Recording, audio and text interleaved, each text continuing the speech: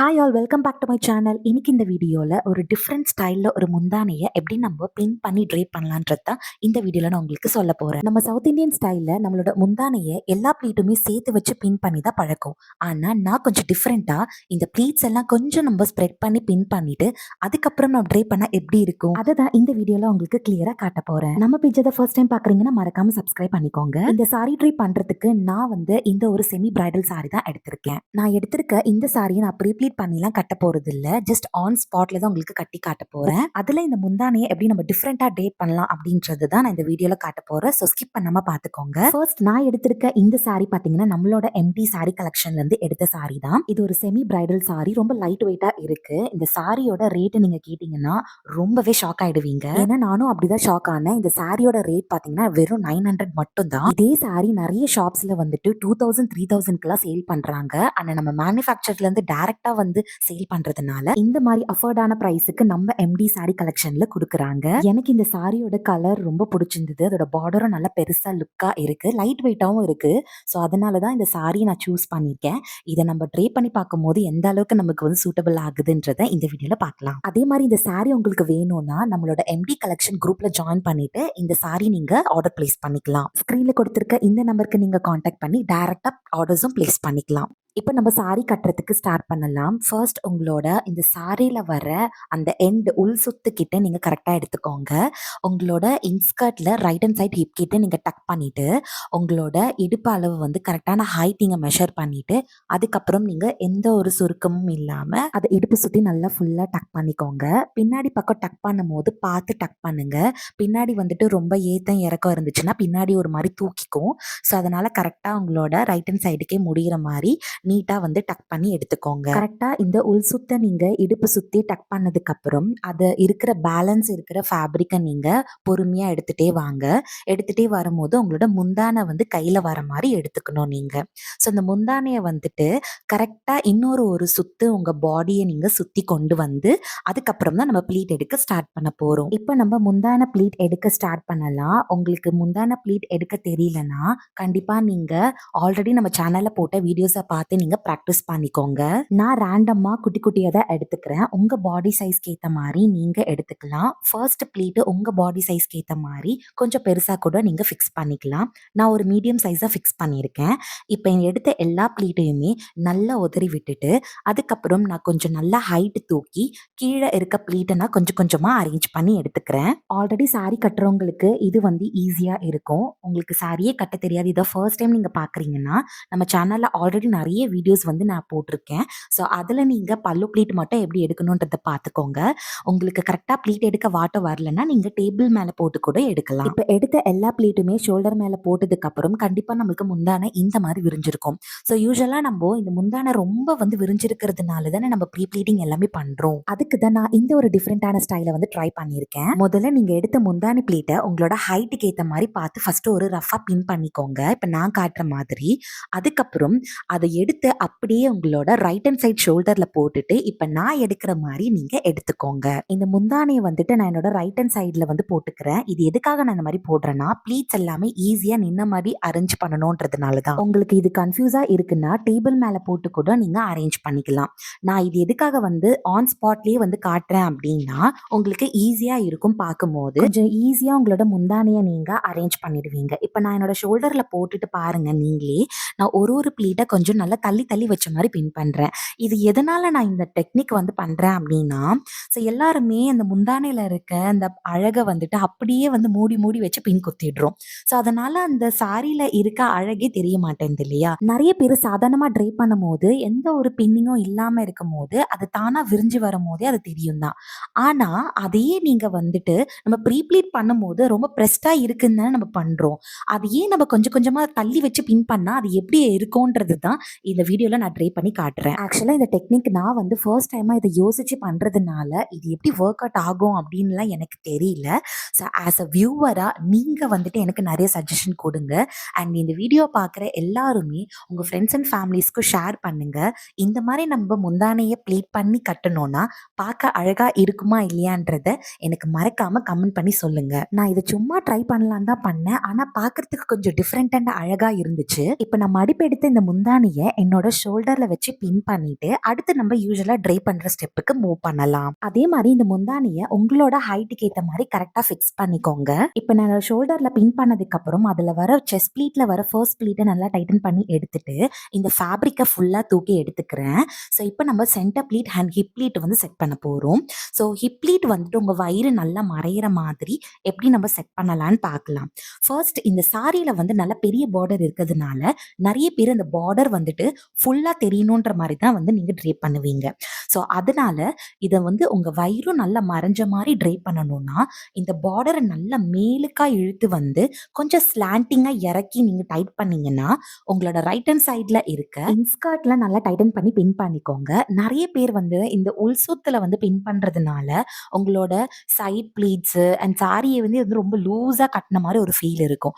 So அந்த தப்பை மட்டும் பண்ணாதீங்க.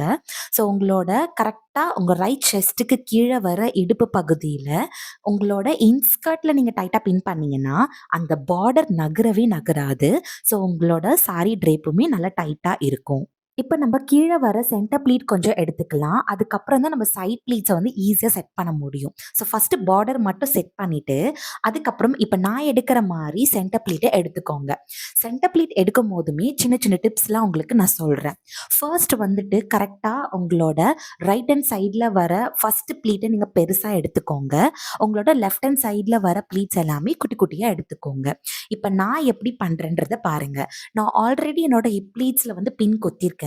அந்த இடத்துல என்னோட கை வச்சு கரெக்டா என்னோட முட்டி கிட்ட வர மாதிரி ஒரு அளவு எடுத்துட்டு அதுக்கப்புறம் நான் ப்ளீட் எடுக்க ஸ்டார்ட் பண்ணிட்டேன். ஸோ இந்த ப்ளீட் நம்ம ஏன் இந்த மாதிரி வந்துட்டு முட்டி கிட்ட வச்சு எடுக்கிறோம்னா ஒரு டிஸ்டன்ஸ் நம்ம விட்டாதான் உங்களுக்கு கொஞ்சம் ஈஸியா இருக்கும். எல்லா ப்ளீட்ஸுமே கொஞ்சம் ஃபாஸ்டாகவும் எடுக்க முடியும். அப்படி இல்லைன்னா ஒரு மாதிரி ரொம்ப டைட்டா சிக்கிற மாதிரி இருக்கும், உங்களால சொருக முடியாது. ஸோ அதனால தான் இப்போ நான் வந்து மற்ற ப்ளீட்ஸ் எல்லாமே எடுக்கிறேன். கரெக்டா என்னோட ரைட் ஹேண்ட் சைட்ல வர லாஸ்ட் ப்ளீட் மட்டும் நல்லா ஒத்து பாருங்க. அந்த லாஸ்ட் ப்ளீட்டை மட்டும் நான் கொஞ்சம் நல்லா தாராளமா பெருசாவே வச்சுக்கிறேன். இது எதுக்காக நான் அப்படி பண்றேன்னா யூஸ்வலா நிறைய பேர் சாரி ட்ரை பண்ணும் போது அந்த டக்லாம் பண்ணதுக்கு அப்புறம் லாஸ்டா அந்த கீழே வர ப்ளீட் மட்டும் ஒரு மாதிரி இழுத்துட்டு போற மாதிரி தனியா போற மாதிரி கோணையா அந்த மாதிரிலாம் தெரியும். ஸோ அந்த மாதிரிலாம் உங்களுக்கு இருக்கக்கூடாதுன்னா இந்த டிப்பை கண்டிப்பாக நீங்கள் ஃபாலோ பண்ணுங்க. என்னோட ரைட் ஹேண்ட் சைடில் வர ஃபர்ஸ்ட் ப்ளீட்டை மட்டும் கொஞ்சம் நான் பெருசாக ஃபிக்ஸ் பண்ணிக்கிறேன். அதை நான் உங்க கிட்ட வந்து காட்டுறேன் பாருங்க எந்த அளவுக்கு வந்துட்டு நான் ஃபிக்ஸ் பண்ணியிருக்கேன் அப்படின்ட்டு. தூரமாக வந்து பார்க்கும் போது உங்களுக்கு புரியாது. ஸோ நான் கொஞ்சம் நெருக்கமாக வந்து காட்டுறேன் பாருங்க. என்னோட இந்த ப்ளீட் மட்டும் இந்த மடிப்பு பாருங்க உள்ள இருக்கும். ஸோ வந்துட்டு உங்க பாடி சைஸ்க்கு ஏற்ற மாதிரி டைட்டாக எல்லா ப்ளீட்ஸையுமே சேர்த்து வச்சு நீங்கள் எடுத்து முடிச்சிடுங்க. அதுக்கப்புறம் தான் நீங்கள் அரேஞ்ச்மெண்ட் பண்ணணும். ஸோ அரேஞ்ச்மெண்ட் பண்ணும்போது இப்போ அந்த லாஸ்ட்ல வர ஃபர்ஸ்ட் ப்ளீட்டை மட்டும் கரெக்டாக இப்போ நான் அட்ஜஸ்ட் பண்ற மாதிரி பண்ணிட்டு சேர்த்துக்கோங்க. சேர்த்ததுக்கு அப்புறம் உள்ள நான் எவ்வளவு பெருசா விட்டுருக்கேன் நீங்களே பாருங்க. மற்ற ப்ளீட்ஸ் எல்லாம் சின்னதா இருக்கு, ஆனா அந்த உள்ள இருக்க லாஸ்ட் ப்ளீட் மட்டும் பாருங்க கொஞ்சம் பெருசா இருக்கு. இது மாதிரி நீங்க பண்ணீங்கன்னா உங்களுக்கு அந்த ஃபர்ஸ்ட் ப்ளீட் வந்து அப்படியே ஒரு மாதிரி இழுத்துட்டு போற மாதிரி இருக்காது. இப்போ என்னோட சென்டர் ப்ளீட்ஸ் எல்லாமே சேர்த்து வச்ச மாதிரி பின் பண்ண போறேன். ஸோ அது பின்னிங்குமே நம்ம எப்படி கரெக்டா பண்ணலாம்னு பார்க்கலாம். நிறைய பேருக்கு வந்துட்டு இந்த சென்டர் ப்ளீட்டை அரேஞ்ச்மெண்ட் பண்றதே ஒரு பெரிய ப்ராப்ளமா இருக்கும். யாரையாச்சும் கூப்பிட்டு ஹெல்ப்புக்கெல்லாம் கூப்பிட்டுட்டு இருப்பீங்க, இல்லைன்னா தனியாவே ரொம்ப கஷ்டப்பட்டுட்டு இருப்பீங்க. ஸோ ஆக்சுவலி பார்த்தீங்கன்னா நம்ம என்னதான் ப்ரீ ப்ளீட்லாம் பண்ணி சாரி ட்ரை பண்ணாலும் ஆன் ஸ்பாட்ல கட்டுற ஒரு அழகே தனி தான். இப்போ நான் பண்ற மாதிரி ஒரு ப்ளீட்டுக்கு நடுவுலுமே உங்க கை வச்சு நல்லா வந்து ப்ரெஸ் பண்ணி விட்டீங்கன்னா உங்களோட ப்ளீட் எல்லாமே ஆட்டோமேட்டிக்காவே வந்து அலைன் ஆயிடும். இப்போ நான் எல்லா ப்ளீட்ஸையும் சேர்த்து வச்ச மாதிரி என்னோட இன்ஸ்கர்ட்ல பின் பண்ண போறேன். அதை நல்லா நீங்க கவனிச்சு பாருங்க. ஸோ என்னோட சென்டர் ப்ளீட்டை நான் கொஞ்சமா அரேஞ்ச் பண்ணிட்டு மேல ஒரு பின் கொஞ்சம் நடுவுல ஒரு பின் நான் வந்து குத்திருக்கேன்.